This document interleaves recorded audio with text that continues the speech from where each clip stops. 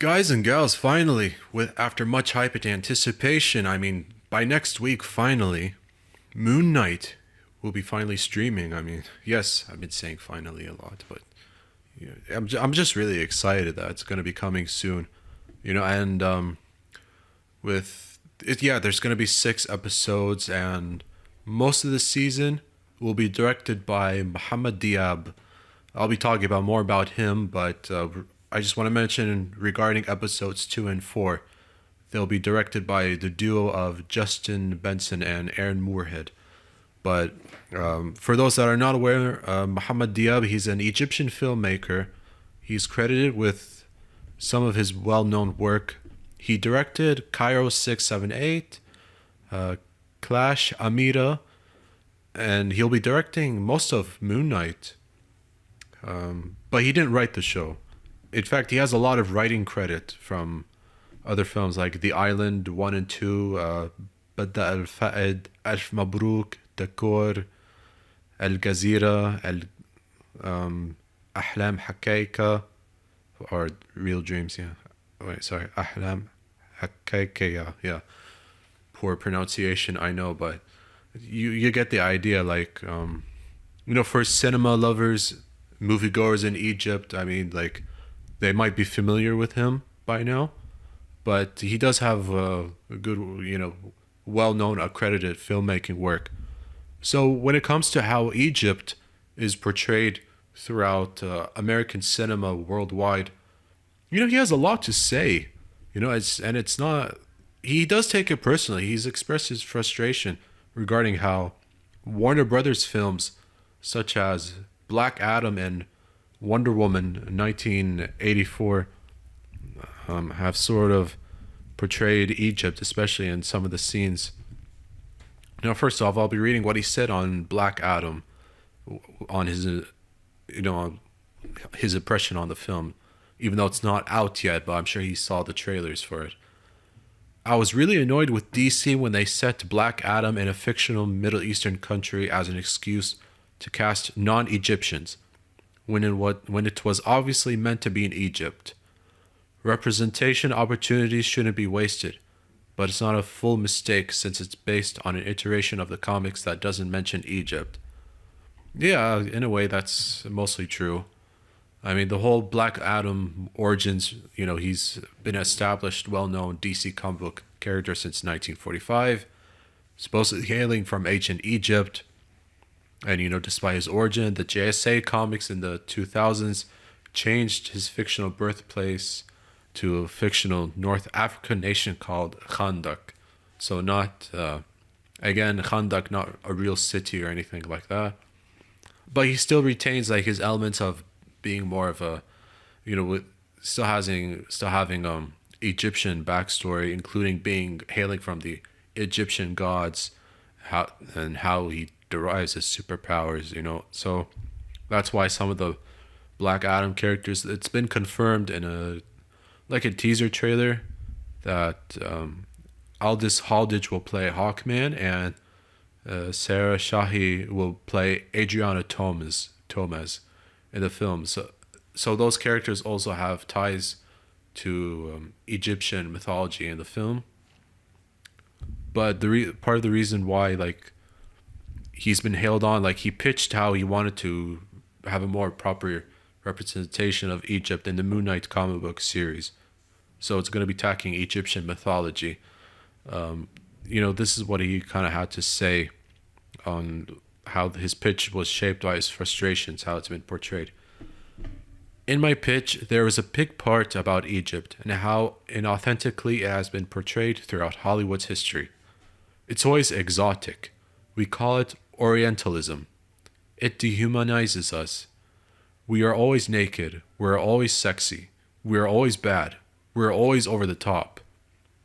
Yeah, I understand, especially when you think of other films like Raiders of the Lost Ark or The Mummy, kind of characters from Egypt kind of being antagonists or villains or kind of overly sexual in some ways with the clothing. So the frustration does make sense from his point of view. But he's not done from there.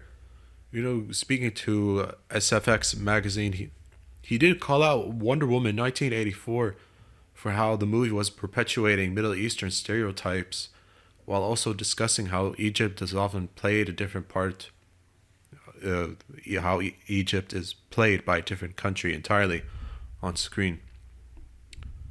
You never see Cairo. You always see Jordan shot for Egypt, for Morocco, Cairo. Uh, Wait, hold on. Sorry, let me start from the beginning. You never see Cairo. You always see Jordan shot for Cairo, Morocco shot for Cairo, sometimes Spain shot for Cairo. This really angers us. I remember seeing Wonder Woman 1984, and there was a big sequence in Egypt, and it was a disgrace for us. He had a sheikh. That doesn't make any sense to us. Egypt looked like a country from the Middle Ages. It looked like the desert. Yeah, I mean, that's part of the reason. Like, of course, he was frustrated. Just what he's referring to is like an action sequence where in the middle of the road and Wonder Woman and the I forgot Steve Trevor, yeah, played by Chris Pine, kind of like a chase sequence, something like that. That was pretty cool action scene, but I totally understand his point of view, and just based on like how Egypt was kind of portrayed in that film and how it was looked at, and so forth. So I think people like him from Egypt, you know, better to relate and comment on that more than I do for me to say whether he's right or wrong. And it happens. Like it just gets exaggerated. I mean, this is the kind of Hollywood filmmaking business that's common, especially for a lot of countries. So that kind of frustration makes sense. Like I remember, a film starring John Hamm called Beirut. Not at all filmed in Beirut. Like it was totally filmed somewhere else. In fact, it might have been filmed in Morocco, if I'm correct, or a different country. But a film starring John Hamm called Beirut, it was not filmed in Lebanon at all. So that's part of the reason why he was eager to avoid a similar situation with how Moon Knight would respectfully portray the connection and culture of Egypt, saying this: I wanted to showcase Egyptian talents as much as I could. Every culture should be represented by its people, so I hired actors, an editor, a costume designer, an art director, and a composer who are all Egyptian. And yeah, that's great. I mean, he like there's nothing wrong with like having more authentic expert talent who understands the country very well, who understands the culture, the history, you know, much of the mythology, a lot of the Egyptian gods, who ruled, like, for example, King Tut, as an example. There are a lot of names that are not in my head, but I've seen a lot of them on a lot of the history, a lot of amazing facts on the BBC Earth. So it's always like good to know a lot of these things. Like that's kind of part of why I've always been interested in like Greek mythology and Norse mythology as well. But yeah, Mohamad Diab also made an effort while directing the show, defeating stereotypes. So even as an MCU Marvel show, he wanted to make an effort to kind of like defeat any sort of stereotypes and kind of have a better portrayal.